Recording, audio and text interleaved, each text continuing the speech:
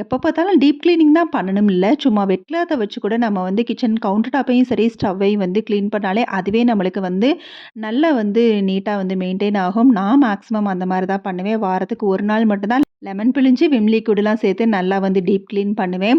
மத்தபடி மேக்ஸிமம் வந்து வெட் கிளாத்த வச்சே தொடச்சிருவேன். அதுவே எனக்கு நல்லா நீட்டா மெயின்டெயின் ஆகுது. பார்க்கவும் வந்து ஒரு இன்ட்ரெஸ்ட்டா வந்து வொர்க் பண்ற மாரி இருக்குது. இன்னைக்குமே வெட் கிளாத்த வச்சு மட்டும் தான் தொடச்சேன். அதுவே சூப்பரா வந்து பார்க்க நல்லா லுக்கா இருக்குது.